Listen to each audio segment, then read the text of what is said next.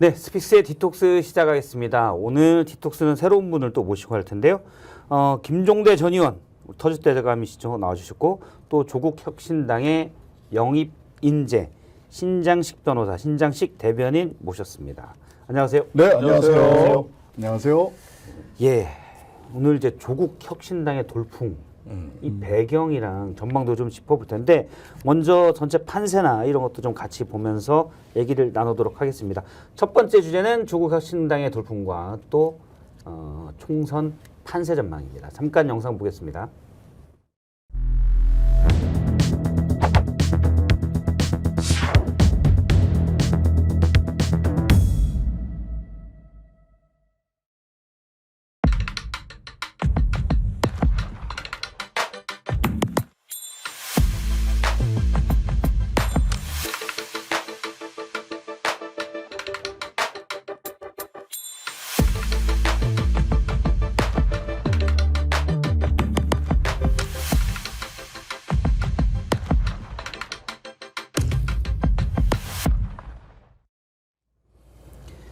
예, 조국혁신당의 영입 인재 신장식 대변인을 모셨는데요. 막 당 얘기하고 싶으시죠? 그냥 사는 얘기 좀 하다 갈까요? 요즘 어떻게 지내세요? 잘 사세요? 예, 잘 살고 있습니다. 네, 알겠습니다. 그러면 사는 얘기 조금 이따 하고 일단 전반적인 판세부터 좀 보도록 하겠습니다. 네. 최근에 판세 변화가 좀 있었어요. 저희가 여론조사 하나를 보면서 말씀을 드릴 텐데요. 예, 현재 전반적으로는 지금 뉴스토마토가 의뢰해서 미디어 토마토가 조사한 건데 비례대표 투표 얘기입니다. 국민의 미래, 국민의힘이 유성정당이죠. 33.6%, 더불어민주연합이 20.5%, 조국혁신당이 23.3%. 이 조사가 특히 높게 나왔는데 제작진이 오늘 출연자 따라서 특히 이 조사를 가지고 온 거예요? 글쎄요. 특히 높은 조사를 가지고 왔네요. 예. 어쨌든 자 일단 이미 이 조사를 봤으니까 저희가 조국혁신당 얘기부터 좀 하면 네. 돌풍이에요. 기분 좋으시죠? 약간 두렵기도 하고요. 네. 어쨌든 눈덩이가 구르기 시작했다라는 느낌을 받습니다. 눈덩이가 구르기 시작했다. 시작했답니까? 예, 이제 한 중간쯤 굴렀는데 마지막까지 돌뿌리도 있을 거고 그래서 중간에 이 눈덩이 깨질 수도 있고요. 깨질 수도 있고. 또 더 크게 굴러갈 수도 있다. 예, 이제 한 4주 정도 남은 것 같은데 투표일까지. 4주가 채 안, 방송일 네. 기준으로 보면 한 3주 반 정도 남은 네. 시점이 될 것 같습니다만은 눈덩이는 깨질 수도 있고 더 크게 굴러갈 수도 있겠다. 다만 가속도가 눈덩이가 굴러가는 가속도가 붙었다라는 느낌은 받고 있습니다. 갖고 있다. 예. 바깥에서 볼 때는 어떻게 보십니까? 안에서 보시니까 일단 객관적일 수가 없어요, 사실은. 아 이게요? 굉장히 객관적으로 얘기한 거 아닌가요? 알겠습니다. 근데 뭐 이런 얘기까지 내가 꼭 해야 될지 모르겠지만 아, 그럼 안 하셔도 돼요. 아니 뭐 내가 참 이게 달마대사 같은 얘기인데 신장식 그 후보죠 이제 그 18% 제족이다. 왜냐 그 옛날 정의당 사무총장 할 때 예. 그때가 우리 정의당 지지율이 제일 높았어요. 아, 반 안쪽에 계시는구나. 그래가지고 최고치가 그때 18%거든요. 예. 이정미 대표 체제 하에서인데 근데 들어갈 때 대략 18% 나오더라고. 그러니까 왜 심장식은 18%를 몰고 다니는가? 굳이 그 숫자를 고집하시는 이유가 있습니까? 아니 뭐 그건 아닌데. 끝수 하나만 좀 올려주시면 안 될까요? 득실가. 글쎄 그러는데 때 맞춰서 더불어민주당의 비례연합정당이 최근에 죽을 쓰고 있던 거예요. 예. 이런 조건이 겹쳤고 그 다음에 이제 이 정권에 대한 어떤 심판 여론이 드러나진 않았으나 터지기 직전에 지하의 용암처럼 흐르고 있었던 거예요. 근데 어디서 분화구가 하나 터지면 그리로 압축된 용암이 몰리는데 예. 이거는 눈두덩이라기보다 화산에 가깝다. 그래가지고 이 압력이 백두산 화산 폭발하듯이 이렇게 이제 어디 한 군데서 터져 나온 거예요. 그러니까 그동안에 이제 이런 것들은 민주당의 어떤 여러 가지 질의멸렬 또는 공천 후유증 뭐 이런 부분들 지금도 뭐 일부는 계속되고 있지만은 이런 데서 어떤 대안의 신선함이 아니었을까. 예. 그래가지고 대부분 조국신당 뭐 그 당시엔 조국신당이라고 그랬습니다. 지금 조국혁신당인데 출범 전의 여론은 그렇게 좋지 못했어요. 그랬는데 막상 뚜껑을 열자 이제 오랫동안 기다렸던 민심이 쏠림 현상이 있었다. 일단 이렇게 뭐 봐야 되겠어요. 윤석열 정부에 대한 심판 여론이 거센데 민주당이 공천 파동을 겪으면서 제코가 석자여서 대응을 잘 못하는데 조국 혁신당이 거기에 불을 지폈다. 거기에다가 18% 효과의 이름을 가진 신장식 변호사가 영입되면서 예. 그 심지 역할을 충분히 했다. 그러니까 이제 이렇게 보시는 양초가 거죠? 있으면 초몸체와 심지로 이루어져 있는 거죠. 그러니까 심지가 제가 보기에는 조국 전 법무부 장관 같고 예. 거기에 불길이 올라가는 그 양초 덩어리가 신장식 변호사 같은데 뭐 조금 뭐 좋은 비유인지 모르겠습니다만 바깥에 계신 분이어서 좀 객관적인 평가를 해주실 줄 알았는데 아니 여기까지만 정의당 좋은 사무총장 얘기예요. 출신이기 때문에 아니 네. 여기까지만 한 좋은 여기까지만요. 여기까지만요. 예, 근데 이제 지적할 건 또 지적을 해야 되는데 알겠습니다. 어쨌든 예. 저는 굉장히 객관적으로 예. 평가를 한 것으로 인정해 주셨으면 좋겠습니다. 알겠습니다. 그러면 아까는 이제 돌덩이가 예. 부르기 시작했다는 건 예. 현상이잖아요. 네네 그렇습니다. 지금 거기에 대해서 김종대 의원이 말씀하신 거는 윤석열 정부 심판론에 불을 지피면서 신장식 효과까지 들어가면서 그렇게 했다라고 이제 그 원인 분석도 좀 해주셨는데 네, 네. 좀 더 내부에서 볼 때 이러이러한 면이 한데 여기까지 예상을 하셨었나요? 사실 18%의 사나이라고 해도 여기까지 예상하기 쉽지 사실 않았을 텐데. 이제 말하자면 희망 섞인 예측이었을 수는 있죠. 예. 그래도 두 자릿수 정도는 갈 수 있지 않을까. 예, 한 10 언저리 이쪽 저쪽은 갈 수 있지 않을까라는 생각을 했습니다. 그거는 아까 우리 김종대 전 의원님 말씀해 주신 대로 윤석열 정권에 대한 심판, 윤석열 정권 심판이라고 하는 선명하고 일관된 메시지. 어찌 보면 뭐 거의 원이슈 정당에 가깝게 출범 예. 초기는 원이슈 정당에 가깝게 저희들이 기동을 했단 말이죠. 예. 거기에다가 그런 분노의 이면에 동전의 양면처럼 동전의 다른 면처럼 야, 그 조국 가족한테 저렇게까지 하는 거는 너무 심했던 거 사람이 저래도 되나? 하는 그 측은심과 분노가 동전의 앞뒷면처럼 붙어서 지금 예. 초기에 시작을 했단 말이죠.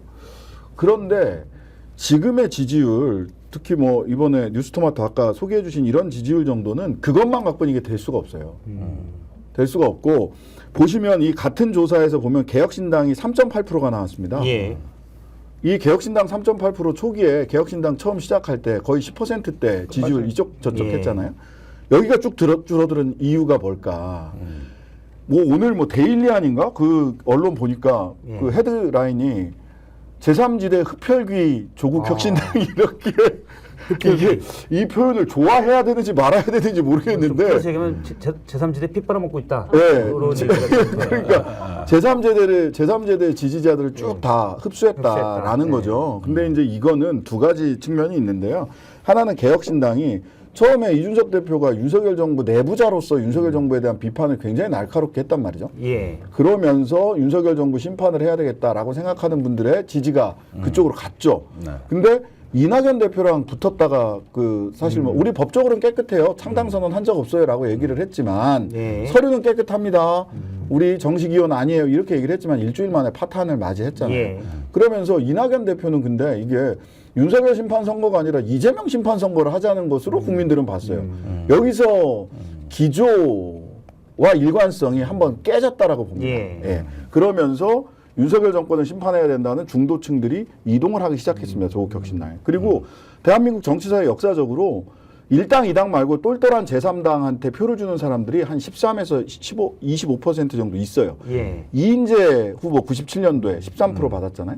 그다음에 민주노동당이 13% 2004년 총선 때 받아서 10석을 했습니다. 예. 그리고 정의당도 일부 나눠 갖기도 했고요.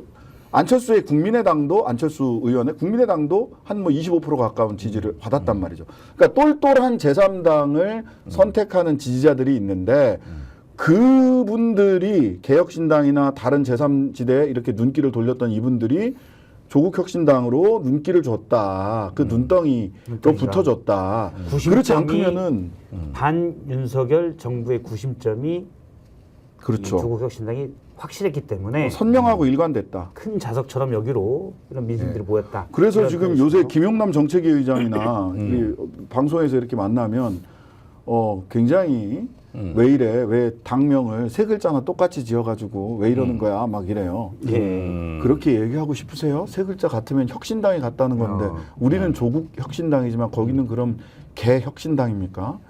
아, 개를 혁신한다가 돼버리는군요. 아 이거 이거 제 말이 아니라 예. 김용남 정책위 의장이 그렇게 얘기를 그래요? 하시더라고요. 앞에가 목적격이 돼버리면. 예. 알겠습니다. 뭐 앞으로 반쯤 객관적이시니까 네. 앞으로 조국혁신당의 지지율 변화는 어떻게 예상을 하십니까? 앞서 이제 눈덩이가 뭐 작아질 수도 있고 깨질 수도 있다라고 얘기를 그런데 했는데 변호사님 얘기를 했는데 일단은 그럼에도 불구하고 급조된 정당의 한계를 좀 넘어서야 될 과제가 예. 분명히 존재하는 것입니다. 일단은 지역구 후보가 없습니다. 그랬는데 이렇게 되면 막상 선거운동 들어갔을 때 딱히 유세장이 없는 거거든요. 그러니까 그때 가서 주로 정당이 그 9시 뉴스에 비춰지는 모습은 당대표나 선대위원장이 어떤 선거운동원들하고 유세장에서 발표하는 메시지가 주된 그 화면 구성과 이미지와 메시지를 구성하는 건데 이런 부분에서 상징적으로라도 한 석이라도 지역구 의석을 내는 게 어떠냐. 난 예. 이걸 좀 한번 견해를 묻고 싶고 그리고 두 번째는 청년 지지율이 0%입니다. 0%대예요. 그러니까 이건 뭐냐 하면은 원래 이준석 그 대표가 흡수할 것으로 예상됐던 편인데 이번 선거에 가장 특이한 측면이 드러나는 지점인데 이번 선거에 2030이 없습니다. 4년 전 선거를 기억해 보십시오. 그때 본물 터지던 청년 공약들이 각 당의 경쟁이 붙어가지고 당시 이준석 대표가 뭐 세대포 이론을 얘기하면서 그것도 대선 때, 있었고 지난 대선 때. 뭐 한국형 모병제가 어떻고 반값 예. 등록금이 어떻고 그렇죠. 청년 목돈 마련이 어떻고 청년 주거가 어떻고 청년 하루가 표심을 가져가야 다르게 된다. 그랬죠. 온통 그때 선거는 2030을 누가 잡느냐로 각 당이 전쟁을 하다시피 했어요. 예. 그게 이제 대선까지 왔던 겁니다. 그런데 이번 선거에서 아직 2030에 손을 잡아주는 정당이 없다. 지금 이 부분이 공란으로 그대로 남겨져 있거든요. 그러니까 어디로 사라진 2030이에요. 그리고 저기 지금까지는 혁신당도 사실은 뭔가 혁신하자 이런 건데 또 미래 청년들에 대한 그런 게 안 보인다. 이런 그래서 말씀이세요? 그 부분이 공란으로 남겨져 있는데 지금의 윤석열 심판이라는 어떤 구호는 청년층으로 가면은 보다 실용적인 정책으로 구체화될 필요가 있습니다. 맞습니다. 그래서 그런 점에서 저는 이번에 이종섭 장관 그 출국 사태가 있었습니다만은 거기서 제가 가장 눈여겨보는 인물이 정원석 정의자유 해병연대 그 회장인데 청년이잖아요. 그런데 정말 투쟁력이 강하더라고요. 그래서 저런 청년을 어느 당이 영입하느냐 이런 것도 잘하면은 이 비어있는 2030을 채우는데 중요한 변수가 될 수 있다. 혹시 뭐 저도 녹색정의당에 있기 때문에 저는 또 여기서도 고려할 겁니다.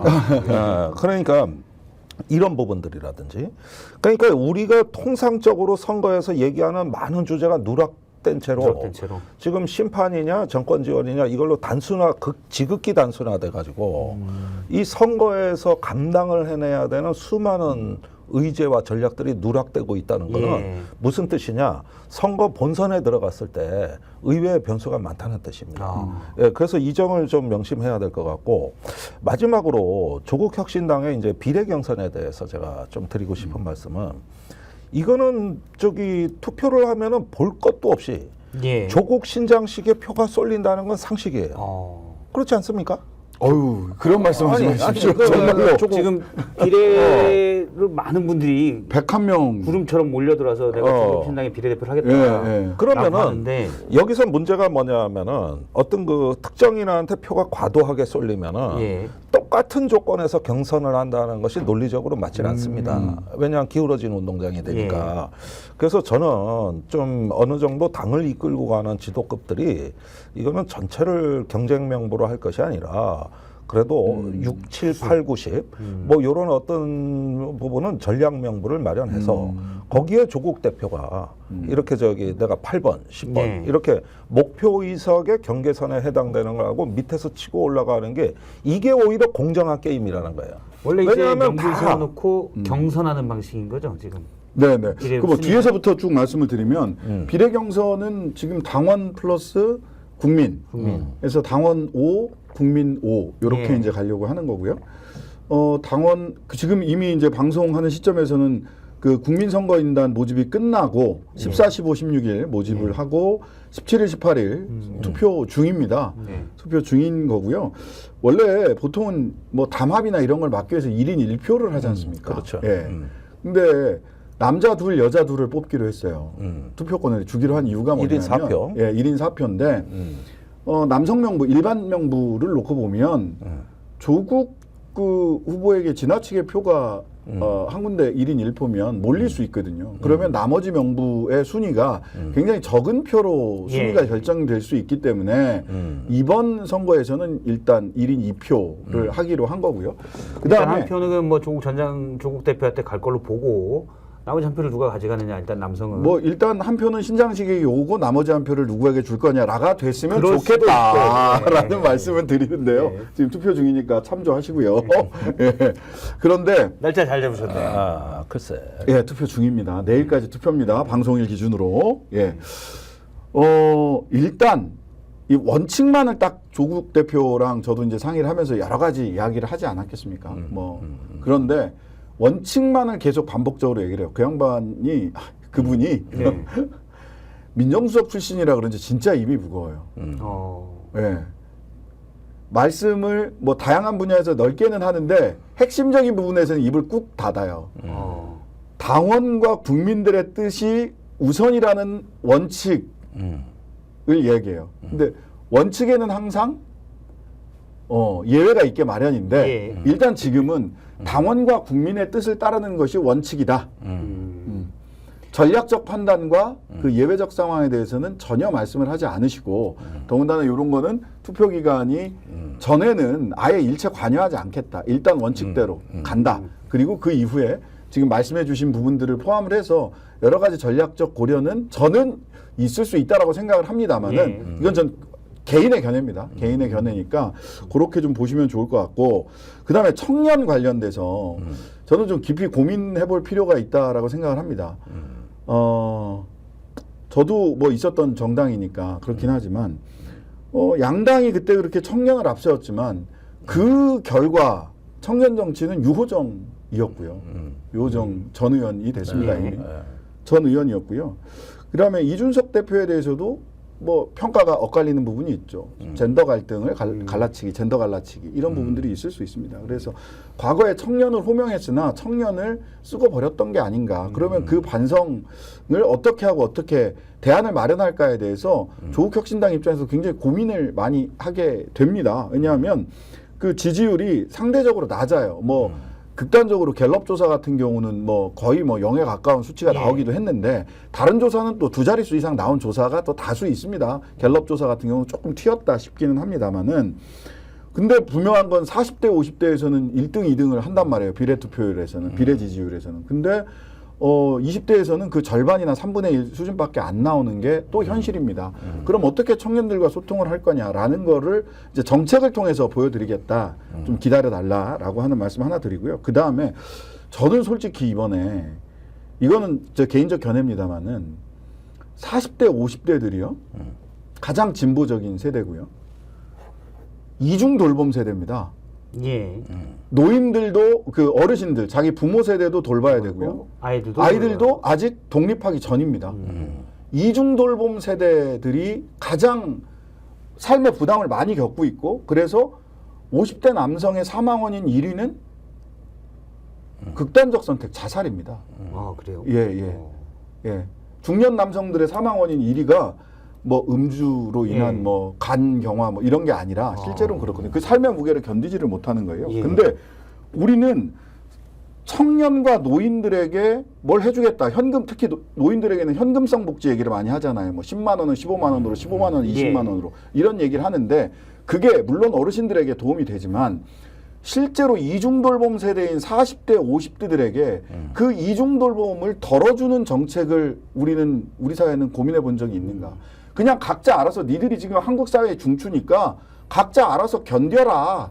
니들은 원래 40대는 원래 그런 거야. 이제 너희 뺑이 쳐. 네. 그러면서 실제로는 청년들과 노인들에게 선심성 공약들을 주고 있는데 그건 사실 40대 50대 이중돌봄 세대에게 요만큼 도움이 될 수 있을지 모르겠지만 그 로드를 다 그 부담을 니들 다 원래 니들은 그런 시기야 이렇게 얘기하는 게 맞나?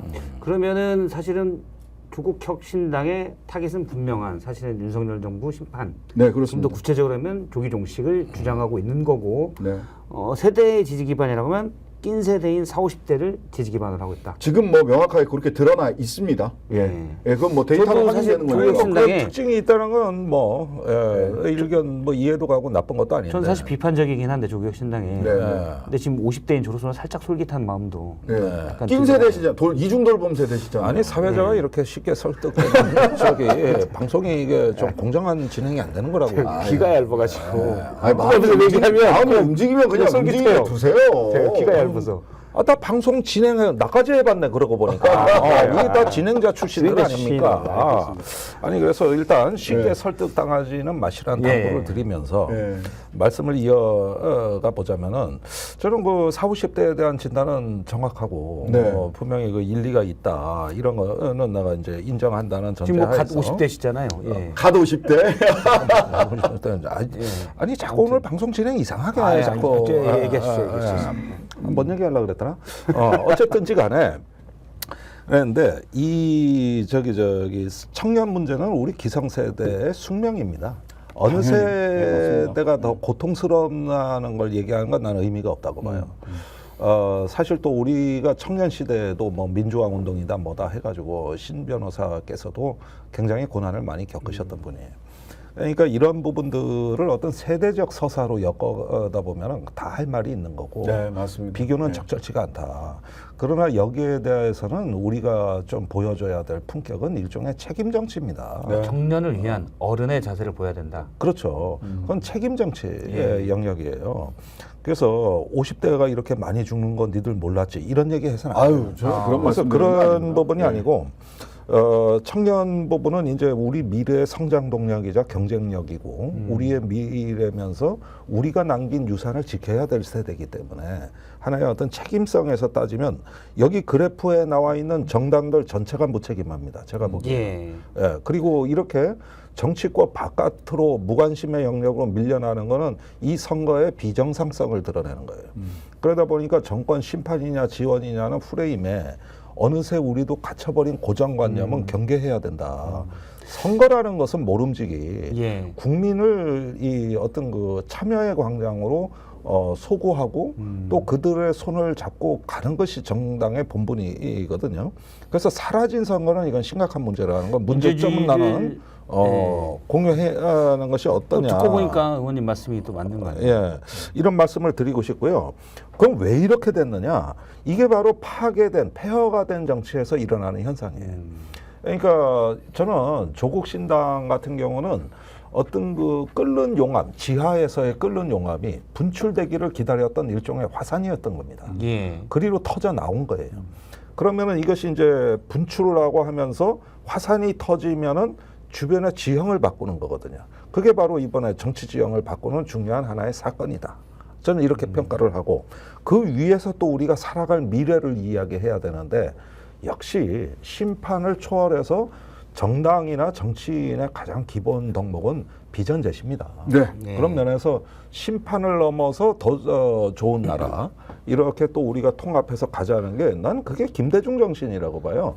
그 옛날에 저 미국 망명 갔다 돌아와서 그때 했던 연설이라든가 언론 인터뷰들을 쭉 보면은 뭔가 한에 맺힌 연설을 할 줄 알았는데 그것만이 아니라 미래를 보는. 그 동안에 끊임없이 이제 만들어온 그 연한 조갯살 속의 진주 같은 네. 이게 나오더라는 거예요. 이게 이제 사람들한테 울림을 줬고, 그치 그 고난 속에서라고 해서 항상 강경한 정책만 꿈꿨던 건 아니다. 예. 네, 네. 예, 이런 점들을 보면은 우리가 이 정치를 한 번 하고 말 정치가 아니라면 조금 더 성숙한 단계로도 꿈을 꿔야죠. 선거와 민주주의의 기본을 좀 생각을 해야 된다. 그렇습니다. 예. 미래에 그래서 난 대한 지역구도 한 명정 이상은 출마하는 게 유권자에 대한 예의라고 보는 어떻게 거예요. 되나요? 네, 마지막 이제 지역구는 거꾸로 어떻게 말씀을 드렸는데 이제 지역구 같은 경우는 1대1 심판 구도를 깨는 방식의 출마는 하지 않겠다라고 예. 하는 거고요. 논리적 가능성, 형식적 가능성 마지막 순간까지 열어두고 저희들도 탐색을 그럼 하고 예를 들어 있는 호남 거고요. 같은 경우는 예. 심판 선거에 영향을 미치지 않을 가능성이 크기 때문에 네네. 지역구에 뭐 나갈 수도 있다. 아, 이런 역도 말씀을 가능하죠. 그런 대구, 거보다 경북도. 대구 경북이나 대구, 이런 경북이나? 데가 더 낫죠. 어. 왜냐하면 호남은 전체 구도에 논리적으로 균열이 생길 수가 있습니다. 그렇기 때문에 오히려 대구 경북이 예, 그러니까 민주당이나 다른 야권이 후보를 낼 수 없는 지역, 예. 사지, 오지라고 흔히 야권 진보 진영이나 예. 민주 진보 진영이 하는 데는 논리적 가능성은 열어둘 수 있겠으나 대체로 우리는 뭐 지민 비조 이렇게 얘기를 하고 최근에는 뭐 비조 지민 이렇게도 얘기를 예. 합니다. 지역구는 민주당, 비례는 조국혁신당 또는 아이고 그 투표 안 하려고 하다가 조국혁신당 때문에 비례 투표하러 가야지 하시는 분들은 야권 단일 후보 예. 심판을 잘할 수 있는 정의당 그렇죠. 후보라도 해도 정의당 후보를 포함을 해서 뭐 대체로 민주당 후보일 거라고 현실적으로는 그렇게 보이는데요. 윤석열 정권 심판 제대로 할 수 있는 그 후보를 지역구에서도 선택해 해달라라는 말씀이고요. 그 민주주의에 대해서 또 선거의 기능에 대해서 원론적으로 저는 동의합니다. 지금 말씀하신 대로 우리 사회가 처하고 있는 과제나 이슈를 중심에 두고 토론하는 자리여야 하는 게 맞습니다. 그런데 선거의 기능 또 정당의 기능 중에 하나는 다양한 질문지를 줄여서 핵심 질문으로 질문을 던지고 그 질문에 국민들의 답을 얻는 것도 선거의 기능 중에 하나입니다. 평상시에 여러 가지 답을 놓고 토론을 할 때도 대의민주주의의 핵심은 그 많은 토론의 거리들, 우리 국민 모두의 생각들 중에서 우선순위를 결정해서 이 질문에 우리가 이번에는 답을 제대로 한번 해봅시다. 그 다음에는 이 질문에 답을 한번 해봅시다. 이런 거라고 보고요. 그런 측면에서 이번 선거를 맞이하는 국민들이 던지고 있는 가장 큰 질문, 그리고 정당이 국민들께 이 질문을 기준으로 해서 투표를 해주세요. 라고 얘기하는 것은 윤석열 정권에 대한 심판, 그리고 조기 종식에 찬성하느냐 아니면 뭐 부정적으로 생각을 하시느냐, 이 질문을 집약해서 던져드리는 겁니다. 그렇다고 해서 이 질문에 민생이 누락되거나 과학기술이 누락되거나 한 건 아니다라는 말씀을 드리는데요. 영입인재들을 보시면 저희들은 8명 영입인재 중에 예. 4명이 검찰 독재 전투조입니다. 신장식, 박은정, 차규근, 김형현 예. 전부 다 검찰 독재와 맞서 싸우다가 피해를 입거나 피해를 입은 당사자들이기도 하거든요. 정말 전투적으로 싸울 수 있는 사람들이죠. 망치선으로. 근데 다른 영입인재 4분을 보면 이혜민 씨, 구글에서 15년 일하다가 오신 과학기술과 R&D에선 삭감. 그래서 과학기술의 미래를 얘기하는 거고요. 김민선님, 근로복지공단 태백병원에서 진폐증 환자들 직전까지 돌보다가 오셨어요. 근데 이분이 WHO에서 일을 하셨던 분이고 심평원 건강보험 심사평가원 원장 하셨던 분이에요. 그러니까 할 만큼 정부 관료로서도 의료계 전문가로서도 어떤 일정한 지위에 올랐던 분인데 태백병원에 가서 환자 돌보셨어요. 다시 흰 가운 입고 진폐증 환자들 돌보셨던 분이고, 서왕진 이분은 서울연구원장도 하셨고 기후환경 전문가시고요. 김준영 외교안보 전문가, 둘이 환상의 커플이시잖아요. 김종대, 김준영 두 커플이 뜨면 뭐 털어놓고 상의하더라고요. 예. 즉 4명은 전투조고요. 4명은 미래의제, 정책 예. 전문가. 근데 이렇게 전략적으로 저희들이 배치를 한 알겠습니다. 겁니다. 그것도 준비하고 있다. 예. 미래와 저도- 비전도 준비하고 있다. 네. 저도 이제 다른 방송의 패널로도 많이 나가니까 하면 이제 그런 묻습니다. 조국혁신당에 대해서 네네. 보면은 저는 이제 개인적으로는 조국 전 장관을 지난번에 다른 방송에 한번 인터뷰를 했었는데 네네. 질문자 앵커로서 네. 상당히 비판적으로 했어요. 일단 막 조기 종식 문제도 네. 이 절차적 문제를 너무 과소평가하는 것 아니냐. 또 하나는 2심까지 사실관계에서 유죄 판결을 받았었는데 물론 인정하지 않기 때문에 상고한 상태지만 그래서 만약에 대법원에서 인정될 유죄가 날 가능성이 현재까지 크다고 많은 전문가들이 보고 있는데 그럴 경우 또 의원직을 잃게 되는데 그러면서 선거에 나오는 게 과연 적절하냐 이런 문제 했습니다. 근데 최근에 이제 보는 상황은 저는 그래서 사실은 앞서 기본적인 걸로 따지면 상당히 부적절하다고 보는데 조국 네. 전 장관의 이 당을 만들고 정치 세력화되는 부분이 절차상에서는 좀 이거 부적절하다, 사실 옳지 않다. 네. 정확히 말하면 그렇게 보는데 예. 지금 뭐 윤석열 대통령의 여러 문제, 예를 들어서 디올백, 나몰라, 뭐 이준석 장관의 런도 있고요. 그다음에 그런 여러 가지 문제 현 정부에 또 이재명 대표도 뭐 당 사천 논란들이 있었고 네. 다들 비슷한 게 아닌가. 그러니까. 그런 게 들고 사실 제가 다른 방송에 이렇게 얘기했어요. 그러니까 윤석열 대통령이 좀 무도하게 무턱대게 할 경우 윤석열 대통령, 조국 전 장관 가장 대척점에 서 있던 두 사람인데 최근 몇 년간 이분이 피해자의 모습이 더 부각되게 된다. 근데 지금 그런 현상이 좀 나타나지 않나. 아까 말씀드렸던 대로 야 사람한테 이렇게까지 하는 건 너무한 거 아니야? 그때만 해도 몰랐는데 또 이제 한 2년 겪어보니까 예. 야 정말 무능하고 무도하구나 그리고 잔인하구나라는 거를 국민들이 사과 하나를 들었다 놨다 하면서 실감을 하는 거예요 생활 속에서. 예. 이 10,000원짜리 사과를 내가 사도 되나? 들었다 놨다 하게 되잖아요. 그 다음에 이종석 장관 그렇게 호주로 도주대사 만드는 걸 예. 보면서 저 사람들이 가지고 있는 공정과 정의의 관념은 과연 보통 무엇인가? 사람들과 다르구나. 저희가 그러면 이제부터 그 얘기를 할 텐데 그 전에 딱 한 가지만 제가 네네. 여쭤볼게요. 많은 질문을 받았을 텐데 요거 관련해서 자 조국 혁신당이 뭐 현재 지지율대로 뭐 괜찮은 두 자릿수 잘하면 의석수를 얻어서 네. 국회에 들어갔어요. 네. 민주당과의 합당이나 그런 가능성이 있습니까? 아니면 뭐 예를 들어 안건위 같은 것도 있고 해서 안건 조정위 같은 것도 있어서 어느 정도 별도의 당으로 계속 유지해서 갑니까? 이거는 뭐 수차례 말씀을 드렸던 건데 예. 따로 갑니다. 네, 따로 합당하지 않고요. 제가 2월 초에 이제 방송을 하차하고 입당을 하기까지 인재 영입하기까지 한 3주 정도 기간 동안에 짧은 기간이지만 깊이 얘기를 나눴는데 가치와 비전이 뭐냐, 예.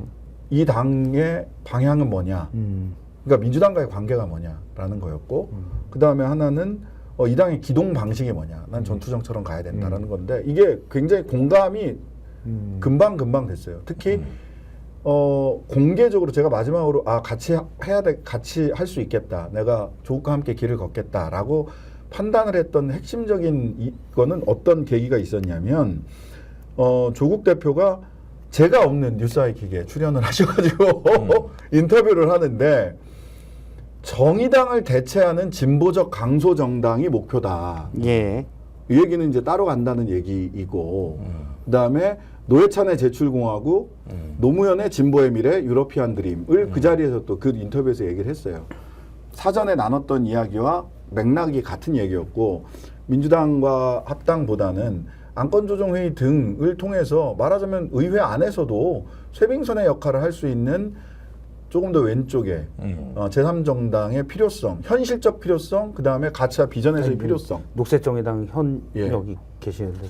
녹색정의당 대체 뭐 괜찮아요. 뭐 듣는 정의당 기분 좋을 리는 없겠지. 그런데 일단은 뭐 그러려니 하고 그 좋은 말씀이신데 사실은 그런 정도의 생각이라면은 지금 조국 혁신당이 해야 될 얘기는 따로 간다는 얘기보다는 그 범야권의 군소정당을 모아서 공동교섭단체를 한번 제시하는 것이 맞다. 동의합니다. 네, 왜 그러냐? 동의합니다. 지금 이 정권을 심판하기 위해서는 국회 법사위에 누가 들어가느냐보다 국회 운영에 어떻게 참여하느냐가 맞습니다. 훨씬 더 중요한데 100번 동의합니다. 교섭단체를 만들어서 의자 하나가 있으면 저쪽은 국민의힘 하나고 이쪽은 두 석이 되는 석이니까. 두 개가 되는 거죠. 저희들이 1대 1의 해봤잖아요. 구조가 되는 거죠. 민생과 정의, 예. 평화와 정의였나 참? 아니 평화와 정의, 민생당과 평화와 정의. 그 같이 교섭단체를 노회찬 대표가 그래서 원내대표로 지금 보십시오. 계셨잖아요. 자, 조국 혁신당이 지금 여기 아까 뉴스토마토 조사대로라면 23.3%면은 상당한 지지율이지만 교섭단체는 이르지 이 못하잖아요. 정도면 약 12석 정도 그렇습니다. 그러면은 이제 여기 새로운 미래 개혁신당, 녹색정당이 있고 여기 더불어민주연합이 예. 반은 민주당이 아니라고 아마도 예측컨대 당선될 사람들의 반이. 맞습니다. 그러면 더불어민주연합과만 손을 잡아도 교섭단체 별도 교섭단체 그러니까 내 얘기는 계산해봤는데 여기에서 둘만 잡아서는 잘 안 될 수도 있어요. 그러니까 여기서는 뭐냐면은 범야권의 교섭단체 새로운 전략본부가 탄생하는 것이다. 그리고 과거 평화와 정의연대에서 있었던 다당제 정치가 결국은 제3지대가 있는 하나의 토양이자 하나의 동력이고. 그럴 수도 있겠다. 예, 이렇게 해가지고 지금은 이제 조국 혁신당의 이미지를 보면은 이제 스타 플레이어에 이렇게 의해서 당이 용솟음 치는 형국을 구하지만 그러나 정치는 판을 만들고 구도를 맞습니다. 창출하는 예. 자기 공간을 만들어 나가는 게 이게 진짜 정치고 정권을 심판하려면 거기서 그 실마리를 잡아야 되는 거예요. 사실 국회 상임위나 가면은 시원하게 혼내주고 시원하게 해가지고 인기 오르는 데는 상임위가 좋습니다. 예. 국정감사장이 최적의 무대예요. 그러나 그게 세상을 바꾼다고는 말을 할 수 없는 거거든. 그래서 그런 점에서는 조금 이후에 어떤 그 범야권을 이렇게 끌고 가는 세빙선, 망치선은 뭐냐면 뒤에서 누가 따라온다는 전제하에서 의미가 있는 존재니까 이런 점에서 조금 상상력의 폭을 더 넓히는 방식은 지금 뭐 어떠냐. 새로운 그러니까 야권 정당들이 새롭게 손을 잡아서 별도의 교섭단체를 만드는 거를 네. 꿈꿀 수 있다.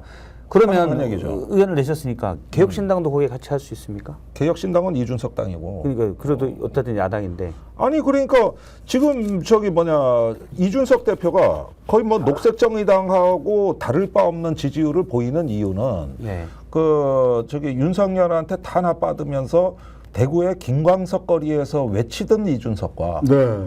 그 지금 어떤 당대표로서의 이준석이 동일 인물 같아 보이지 않기 때문에 그때 이준석은 너무나 신선하고 처절하고 그러면서도 어떤 자기 존재를 표현해내는 방식에 있어서 그때 당시 한국 사회 정치인다운 정치인은 난 이준석 하나밖에 없었다고 봐요. 근데 지금 그러는데 네. 지금은 관리자로서 이준석인데 그 기운을 모아가는 것이 아니라 많이 이미 잃어버린 상태란 말이에요.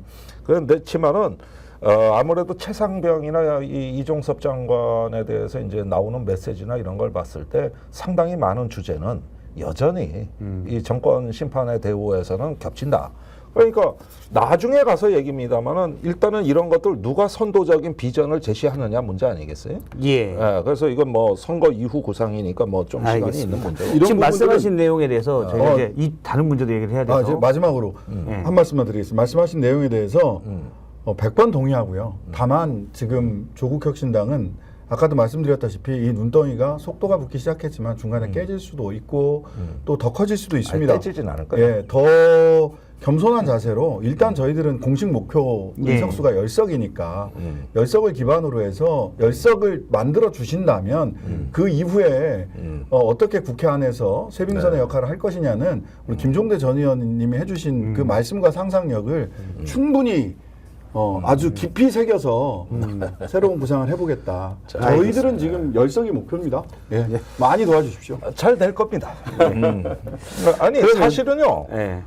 아유 좀 조국 혁신당에서 일하게 다 해달라고 당도단은 나한테까지 침탈이 올 정도니. 아니 지금 녹색정의당에 계신 분한테 저는 다음 조국 주에 혁신당을 소개시켜달라고 저기, 오면 말이 됩니까 그러니까 이게? 그런데 사실상 정의당 출신들이 많이 갔기 많이 때문에 가있죠, 그런데 뭐 거기만 갔습니까? 뭐 새로운 미래도 가고 뭐 많이 갔죠. 더불어 거기 개혁신당 새로운 미래 유호정 다 갔어요. 그래가지고 남의 박원석, 당을 예. 저기 도와주기도 하고 남의 당을 망치기도 했어요. 그냥 뭐 이렇게 그러는데 일단은 다 쭉정이 빠져나가고 이제 뼈다귀 남은 정당에서 제가 다음 주에 선대위원장으로 아이고야. 발령을 받거든. 예. 저 공동 선대위원장. 공동선대위원장으로. 예. 그래서 제 계획은 이겁니다.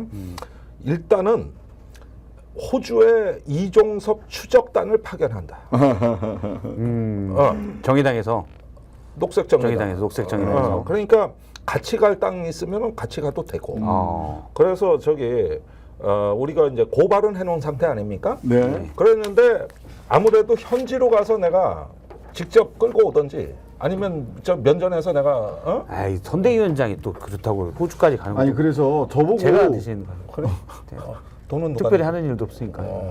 아니 그럼 뭐 서킷스에서 돈 내라. 저보고 가자고 하시는 분들이 계셨어요. 예. 그래서 저는 이게 3월 13일 현재 지금 녹화를 하고 있는데 여기에 조국혁신당 호주 당원들이 예. 문서를 작성을 해서 캔버라에 가서 이종섭 대사에게 항의 서한을 전달했습니다. 당장 돌아와라. 호주에 당원이 또 지금 있습니까? 있습니다. 한 달이 건너보니까 다 찾아지더라고요. 분명히 계실 겁니다. 아니, 근데 라고 해서 찾았죠. 내가 호주에 왜 당원이 많은 걸 말씀드릴게. 예.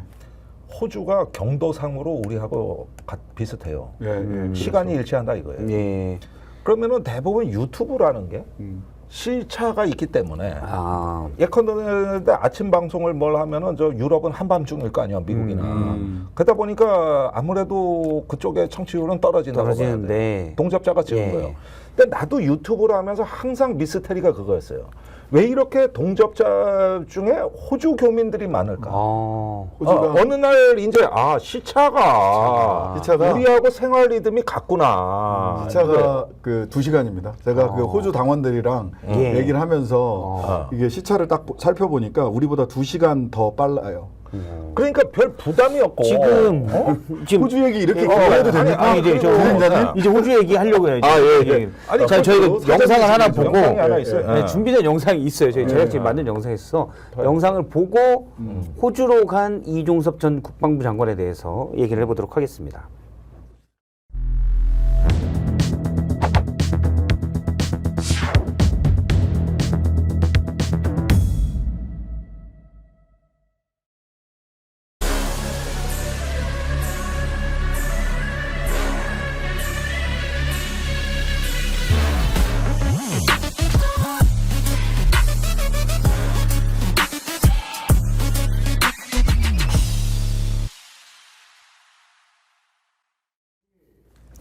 예, 이종섭 전 장관이 호주로 간 까닭은에 대해서 좀 얘기를 해보도록 하겠습니다. 저희가 또 다가가 나와서 이렇게 차를 마시면서 또 편하게 이렇게 다가가 있으면 또 편하게 얘기하는 분위기가 좀 되잖아요. 광화문 살롱이네요. 예, 요 옆에 있는 살롱인데요. 다른 뭐 PPL은 아닙니다. 돈 주고 사오는 것 같아요. 아 진짜요? 네. 그렇구나. 아니 전에 스픽스 출연했을 때 보니까 광화문 살롱에서 빵 가져다가 출연료 플러스 빵 이렇게 주시던데. 여기 프로그램이 PD님 이거 PPL 아니죠? 네, 돈 주고 아니에요? 여기 스픽스 법카로 사는 것 같더라고요. 아 그래요? 왜 그런 일을 하시지? 아니 뭐 저기 요즘 표정 관리가 안 되시네. 내가 호주 얘기 하나 해드릴 게 있어요. 호주. 이번에 교민들이 평화소녀상 앞에서 그 이종섭 대사 부임을 반대하며 내건 게 1860년 이후로 호수에는 죄수가 온 적이 없다. 원래 영국에서 죄수를 보내던 대륙이었죠. 호주가. 죄수를 보내는데 굉장히 그게 민감한 발언이에요. 맞아요. 굉장히 왜 민감한 그러냐 하면은 호주하고 뉴질랜드 간의 한일 간의 역사 분쟁 비슷한 게 있어요. 그런데 서로 비하하는 발언인데 이것 때문에 이제 감정이 많이 상하는데 맞아요. 호주에 온 죄수들은 주로 정치범이 많다. 그때가 혁명의 시대고 자범들은 주로 뉴질랜드 같다. 이게 주로 호주 사람들이 뉴질랜드를 비하하거나 조롱하는 데 쓰이는 용어니까 뉴질랜드가 또 가만 안 있는다. 그렇죠. 그런데 이종섭은 정치범이야, 자범이야.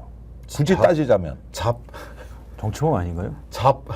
아니 잡스러운 그 형사범 아닙니까? 대통령 그러니까 지시를 따른 것으로 이 이야기는 1860년에도 이런 자범은 안 왔어. 그러니까 이거는 이 범인 도피 이거를 1860년에 죄수로 따질 일이 아니지 않냐 이거예요. 예. 그러면은 또 이번에 뉴질랜드가 또 이 문제에 나설 가능성이 큰 거예요. 그래서 남의 나라 그래서 남의 나라 싸움을 붙여 우리가. 역시 시각이 김종대 의원님이 글로벌하세요. 그러니까 괜히 이종섭 전 장관이 가면서 호주와 뉴질랜드 간의 캐캐묵은 악감정이 다시 만들 수가 있다. 그러니까 같은 유럽에서 온 이민 국가인데 내가 항상 궁금했던 게 왜 두 나라는 우리 한일 관계 같은 감정 싸움을 할까? 이게 미스테리한데 현지 가서 풀린 거예요. 이런 속설이 있는 거예요. 속설이. 이게 다 뭐 진실이라고 내가 정설은 모르겠지만 비하하는 얘기도 절대 아닌 거예요. 그런데 여기 이종섭 장관이 대사로 부임한 사건이 남의 나라의 역사 전쟁에 불을 붙일 수도 있는 중대 사안이 됐다. 근데 이제 저는 궁금한 게 선거를 한 달여 앞두고 3월 10일 날 나갔잖아요. 한 달 딱 앞두고 수사 대상자 핵심 피해자를 보냈단 말이에요. 호주로. 굳이 그러면 이렇게 막 반박 지금 여론이 크잖아요. 그렇죠. 이게 말이 되냐. 중도층에서도 이건 아니지 하는 게 꽤 있단 말이에요. 그거는 왜 보내셨을 거라고 보세요? 워낙 이쪽에 터가지고 더 큰 게 있으니까. 중요한 속사정이 있어요. 제가 이걸 보고서 이걸 한 번 더 정황을 재구성해 보려고 지금 뭐 한 달째 기사를 다시 검색을 하고 있는데 제가 보기에는 가장 용산이 비상사태에 접어든 시기가 2월 20일로 보입니다. 그때 무슨 기사가 터지냐 하면은 그 우즈베키스탄에 작년 8월 1일 날 출장 간 이종섭 장관 보좌관 으로부터 해병대 김계환 사령관하고 약 17차례에 걸쳐 문자 통화, 그것도 카톡, 텔레그램이 다 일시에 몰려 있습니다. 이게 군사 재판에서 까진 거예요. 저번에 그러니까 박정훈 대령 박정훈 대령 건. 변호인이 얘기했던 그 문자 말씀이시죠? 그렇죠. 그런데 우리는 그냥 뉴스련이 하고 다른 거예요. 그리고 제가 그 뉴스를 보고 매부쇼에서 나간 게 어쩌면 이번 선거가 최상병 선거가 될 가능성이 보인다고 그랬고 그때 임종득 신범철을 내가 지목을 했다고요. 그게 대략 보니까 2월 20일이에요. 그러면은 이때가 용산의 비상사태였던 게 시시각각 그 아무리 틀어막아도 곳곳에서 대방출되는 증거가 전부 이종섭 전 장관을 지목하는 그렇죠. 이게 폭주를 했고 그게 언제까지 이어지는가 보니까 3월 초까지 계속 이어지는데 그때 예고된 기사가 있어요. JTBC하고 MBC 그 단독 기사들이 그게 주로 저기 보면 전부 이종섭 기사예요. 그러면은 이게 선거보다는 일단은 그 저기 진실의 문이 열리기 직전이고 이 저기 대통령에 대한 어떤 외압과 이종섭 장관의 이 외압에 대한 어떤 그 저 진실 규명이 코앞까지 온 겁니다. 목까지 비수가 들어온 거예요. 이게 내가 보기에는 용산의 인식이었고 급해진 거다. 그러니까 갑자기 급해졌다. 그러면서 이제 대사 쇼핑이 시작된 거죠. 그래가지고 멀쩡한 대사 하나를 날리기로 한 거죠. 네. 이렇게 된 겁니다. 그러니까 이게 수사 외압에 대한 수사잖아요. 그러니까 그 박정훈 단장이 최상병 사건을 수사를 제대로 하고 있는데 누군가 외압을 행사했다. 수사 외압에 대한 수사가 공수처에서 진행되고 있는데 그 수사에 또 외압을 가한 겁니다. 수사 외압 수사에 대한 외압이에요. 그렇죠. 그러네요. 예. 그래서 이 외압에 대해서도 또 수사가 필요한 사안이 된 겁니다.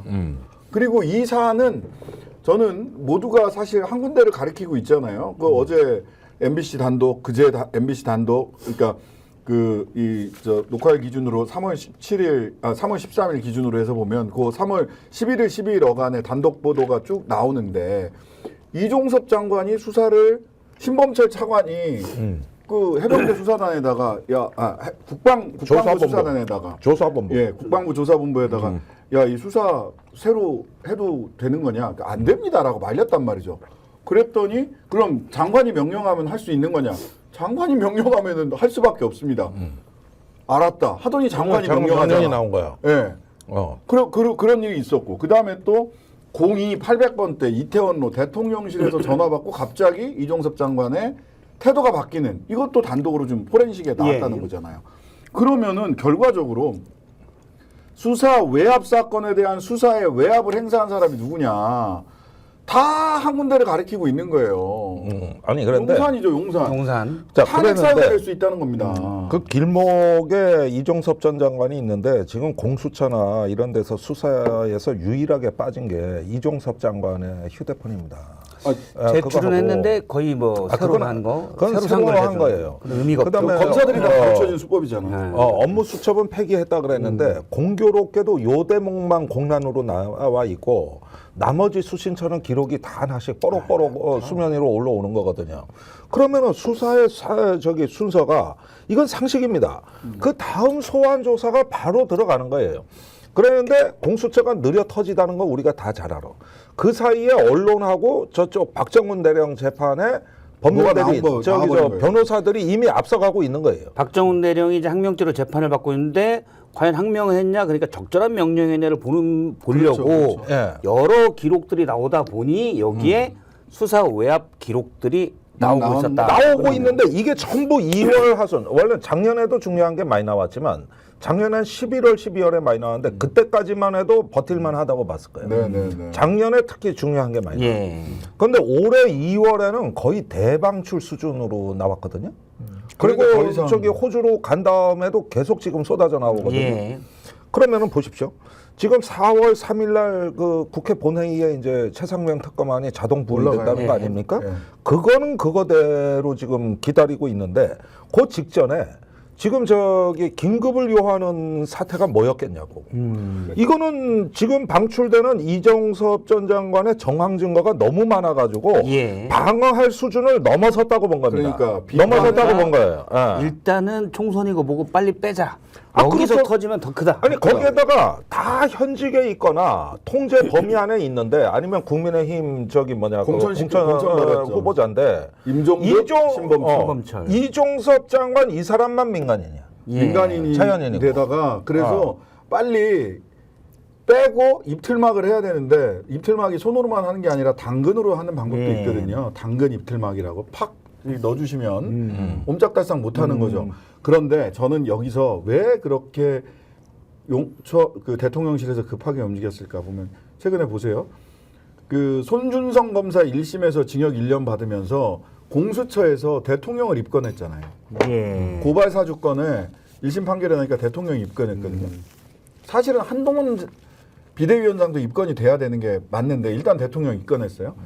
이종섭 장관 공수처에서 수사를 해가지고 쭉 따라 들어가면 결국 제가 보기에는 이종섭 장관을 기소한 후에 대통령도 입건을 하거나 동시에 뭘 해야 돼요. 그럴 공수처에서. 가능성이 있다. 그럴 가능성이 그러니까 공수처의 수사가 진행되는 걸 보면 대통령 입건이 저는 멀지 않았다. 이 그 수사가 이렇게 쭉쭉쭉쭉 생물처럼 살아서 지금 막 꿈틀꿈틀하고 간단 말이죠. 수사는 생물이라고 보통 얘기를 하는데 그러면 대통령 입건으로 조사를 하지 않을 수 없는 지점까지 갈 수밖에 없어요.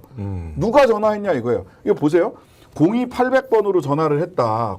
대통령실 800번대로 전화가 왔다. 이게 누군지 전화를 한 사람이 누굴까를 하려면 이 앞뒤로 무슨 전화가 있는지를 찾아보면 돼요. 만약 대통령이 전화를 했다면 보통은 대통령이 전화를 하기 위해서는 대통령실에서 먼저 몇 시 몇 분에 VIP께서 전화한다니까 꼭 받으세요. 라고 하는 사전 전화를 하거든요. 사전 의전을 다 해요. 그러면 또 그 이후에 그러면 전화 어떻게 했냐. 이거 02800번대 이거 비화폰으로 보이거든요. 일반 전화 비화폰으로 보이거든요. 뭐 추정입니다. 이렇게 되면 대통령 입건 사항이 공수처에서 고발 사주권 있죠. 이거 수사의협 사건 또 생기죠. 그리고 또 뭔가 또 다른 사건이 벌어진다라고 하면 대통령이 입건되는 게 2건, 3건으로 늘어난다. 그거 대통령이 견디기 사실은 굉장히 어려워지는 겁니다. 그러니까 이게 가장 얼마나 기본으로 비상사태인가 돌아가면 이 얘기인 거요. 네, 지금 사실은 이게. 수사 과정에 대통령이 개입해서 박정훈 대령 주장입니다. 일단은 대통령이 경로에서 해병대 1사단장을 빼라고 했다라는 얘기를 들었다라는 게 박정훈 대령의 주장인데 그렇죠. 당시의 수사단장. 근데 그거는 엄청나게 큰 문제죠. 대통령이 야 얘 빼, 얘 너 수사에 개입하면 안 되잖아요. 안 되죠. 그거는 검사 출신인 대통령이 가장 잘 알 건데 그렇게 개입했다는 것 자체가 사실 엄청난 중대한 문제가 거기에는 되죠. 또 다른 우리가 모르는 세계가 있어요. 아, 그래요? 내가 그건 분명히 말씀드립니다. 언젠가 다 밝힐 건데 박정훈 대령 진술에서 대통령이 개입했다 그러면서 그 뒤에 말이 국방장관 전화 연결해요. 그래가지고 원래 이걸 진술서가 나오기 전에 처음 폭로한 건 저거든요. 예, 그때 그렇죠. 정확히 이렇게 얘기를 했는데 진술서에 나중에 똑같이 나왔다고. 저는 다른 경로로 확인한 거란 말입니다. 그러면은 그 전화 연결해라는 게 7월 31일 오전 11시부터 열린 수석보좌관 회의에서 벌어진 일입니다. 임기훈 국방비서관 보고를 받고 경로에서 예. 그러면 사단장 누가 하란 말이야. 국방장관 전화 연결해 이랬단 말이에요. 이런 걸로 처벌하면 그런데 누가 이번에 사단장 하려고 하겠어? 뭐 이런 거죠. 이번에 이종섭 장관이 그 800번으로 시작되는 전화를 받은 시각이 11시 45분이에요. 맞아요. 그러니까 우리는 이런 가설을 세워놨는데 그 뒤에 나오는 정황들이 딱딱 맞아. 하나씩 이렇게 끼워 맞는 맞춰보니까 거죠. 퍼즐이 맞는 거야. 잃어버린 그 레고 블록이 어디서 나타나서 끼워보니 예. 다 맞는 거야. 그럼 원래 하나의 조립품이었다는 얘기예요. 그런데 이 기사가 그 당시에 수사 동향을 봤을 때 나온다는 거를 용산은 알고 있었습니다. 그러니까 그랬었죠. 그게 20날부터 제가 아까부터 증거가 대방출되는 심상치 예. 않은 국면이 열리고 있었다. 근데 그렇게 틀어막고 방어를 했는데도 나온다. 이렇게 되면서 이게 기계적 정보기 때문에 숨길 수가 없다. 그러면 이게 이제부터는 모든 언론이 사활을 걸고 이종섭 장관을 취재하려고 할 거 아니냐. 예. 당연하죠.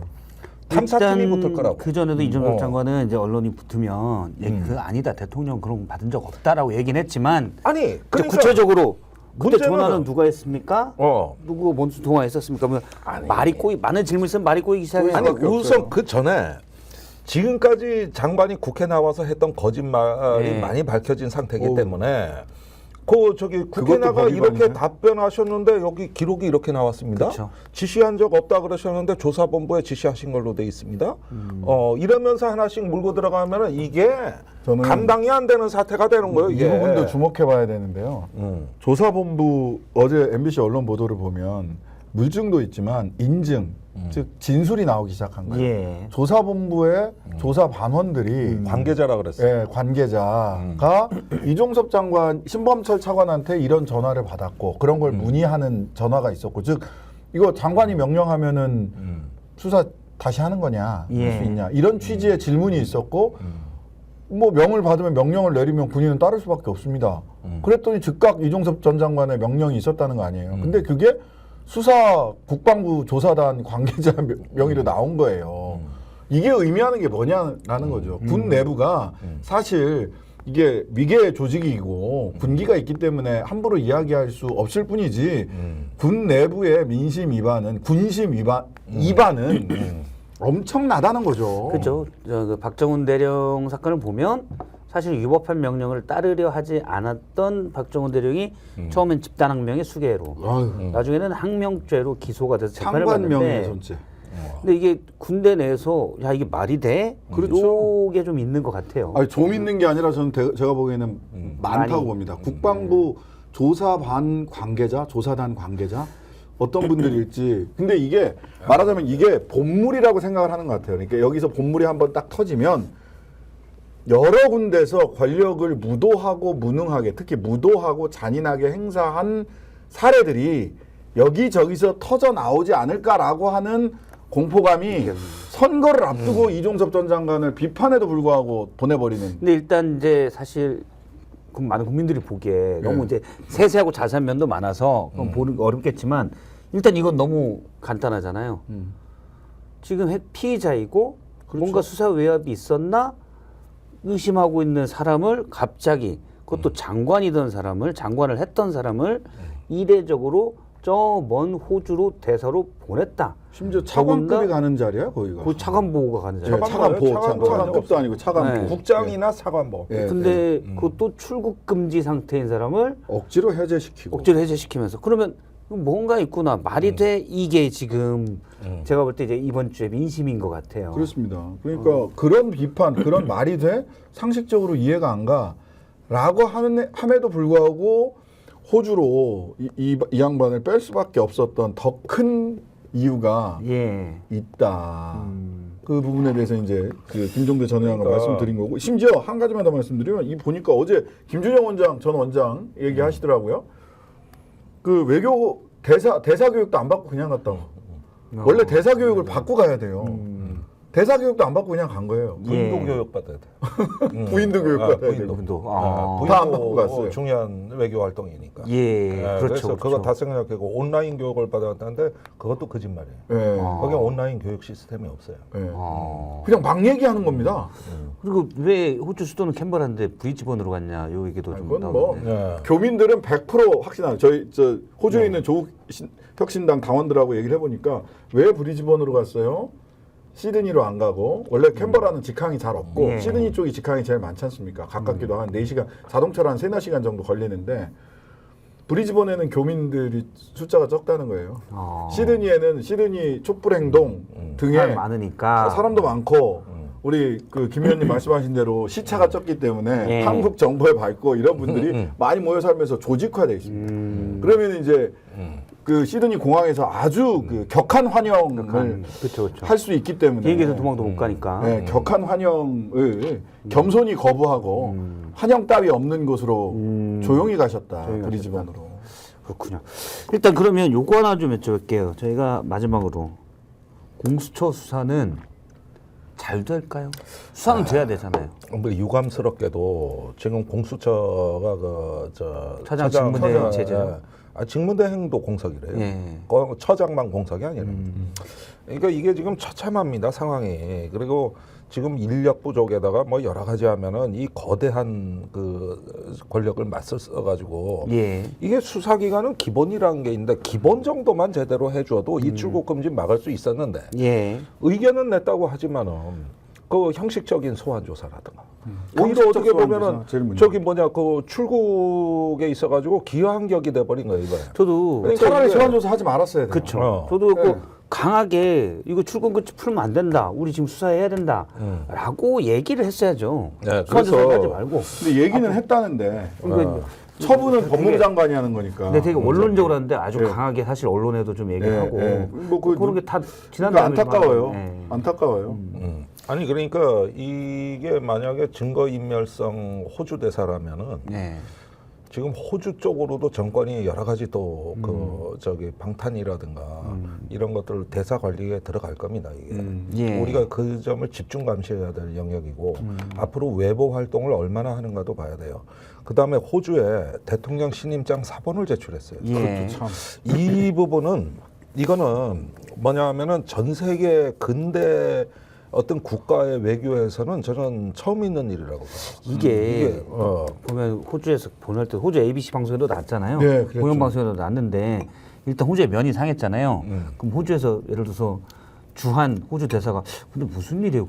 왜 호주 대사 장관급이었을 저기 좋은데 뭐 말이 많더만요. 이렇게 얘기를 하면 우리가 나중에 호주에 뭐 무기 자주포도 많이 팔았다는데 괜히 꿀려 있으니까 팔 때 단가라도 좀 괜히 좀 싸게 해주고 글쎄. 그런데도 영향을 자주포는 미칠 이미 수 팔린 있잖아요. 거고 계약이 네. 끝난 사안이고 네. 레드백이란 장갑차도 작년 중간쯤에 이미 계약이 다 끝나 있어요. 우리가 사실 이상한 분 한 명 호주 대사로 보내면서 어. 한 호주 관계에도 우리가 밀릴 수밖에 없어요. 아니 그러니까 이미 다 팔린 무기가 왜 이제 와가지고 국방부 장관이 가서 또 무기만이 판다는 얘기를 하는데 그건 이미 팔린 무기요. 팔린 무기. 그러니까 아, 유지 보수를 하시나 보다. 군수장교 출신도 아니에요. 여기는 이종섭 장관은 군 현역 때 기획장교 출신입니다. 기획은 뭐냐면 정책이에요. 그러니까 진급도 늦어요. 그리고 실제로 사성장급이 안 된 사람이에요. 예. 이 양반이면은 어떤 가장 실무를 모르는 데라고. 그러면은 저기 뭐 그 무기고 뭐고 지금 얘기하는 정부가 얘기하는 게 들어맞는 게 하나도 없어. 그러면은 여기 가가지고 나는 이미 대사의 교섭 기능의 절반은 지금 마비 상태라고 보는 거예요. 예. 그러면은 대사관에 갇혀 있다고 봐야 돼요. 그러면 이런 어떤 상황에서 양국 관계에서는 무슨 일이 일어날까? 앞으로 한국 호주 관계에서는 무슨 일이 일어날까? 제가 보기에는 뭐 저기 뭐 그 어떤 부대사가 도망하든가 네. 아니면은 여기 이제 비정상적 현상들이 일어나는 건데 그 신임장 재정은요 신임장 원본이냐가 중요한 게 아니라 상대방에서 뭐까지 보냐면은 그 신임장 수여식 사진도 봅니다. 대부분 그것도 가져갑니다. 또 언론 보도를 그걸 일부러 시키는 이유가 이 원본도 가짜일 수 있으니 저기 저 대통령과 찍은 사진. 사진까지도 그렇게 프로토콜이 돼 있어요. 그래가지고 북구라파 일부 나라들은 이게 저기 신임장 절차가 안 맞으면 교섭 기능을 인정 안 하는 나라가 몇 개국이 있어요. 그러니까 지금 이런 상황에서 언론에 관심까지 하게 되면은 난 정상적인 대사 기능 수행이 어렵고 그다음에 대사의 주요 기능 중에 하나가 교민과의 소통이거든요. 그게 안 된다는 게 저는 제일 코미디라고. 그렇죠, 그렇죠. 코미디. 이게 문제예요, 이게. 교민들이 이제 호주를 우습게 하냐 이렇게 예. 뭐 이런 것도 있고. 아니 그리고 우선은 격한 환영 행사를 하시잖아요. 그 교민들 사이에 보수 진보 이제 갈등이 굉장히 심하다는 거예요. 거기 저기 호주는 한인 교회가 세다고. 예. 여기가 이제 보수 쪽이거든요. 그래서 호주가 이제 동성혼 합법화가 된 데인데 거기 한국계 의원들이 반대표를 던진 이유가 그 교회 때문이에요.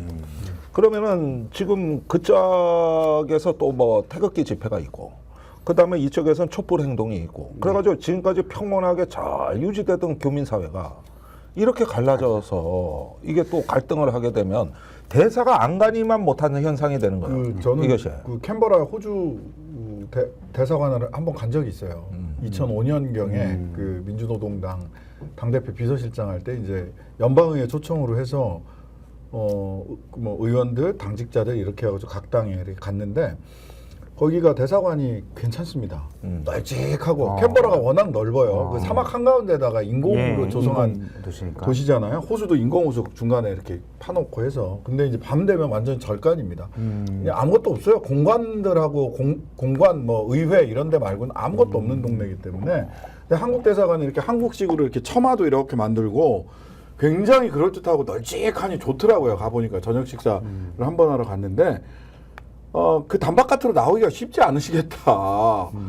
교민들이 격한 환영을 도대체 어떻게 감당하시려고 하는지 또 말씀하신 대로 교민들 간에 아이 찬성 반대 그리고 이종섭 대사가 그래도 공식 행사를 해야 될 거 아닙니까? 설 명절이나 무슨 추석 명절이나 또 뭐 8.15 3.1절 뭐 이런 공식 국가 세레머니가 있을 텐데 그럴 때 도대체 그러면은 자기들한테 이종섭 대사한테 격한 환영 안 할 사람들만 그런 교민들만 불러다가 행사하는 거예요. 이게 대사가 할 짓입니까? 그렇죠. 일단은 예. 앞서 말씀하신 대로 최상병 순직 사망 사건 수사에 만약 대통령 또는 대통령실이 외압이 있었다면 진실규명이 돼야 되는 부분이고 그렇습니다. 또 이 진실규명을 막으려는 또 외압으로 외압이 또 있었어. 도피성 출국을 보냈다면 예. 이것도 이제 지금 민주당이 특검법 발의를 했는데 관련돼서 이것도 이제 진실규명이 돼야 되는 거예요. 네, 왜냐면 큰 맞습니다. 문제죠. 왜냐면 제대로 수사하려고 했던 박정훈 대령은 현재 항명죄로 또 재판을 받고 있기 때문에 이거는 최상병 문제도 있고 네. 박정훈 대령 문제도 있는 거죠. 네, 알겠습니다. 공수처가 좀 지금 뭐 조직도 그렇고 네. 그렇지만 좀 제대로 수사하기를 네. 촉구를 해봅니다. 오늘 조국 혁신당 문제 그러면 판세 총선 판세도 좀 짚어봤고요. 또 이종섭 전 장관의 호주행의 배경도 좀 짚어봤습니다. 두 분과 함께 여기까지 말씀 드렸고요. 다음 시에 또 얘기를 나누도록 하겠습니다. 네. 고맙습니다. 네, 감사합니다. 감사합니다.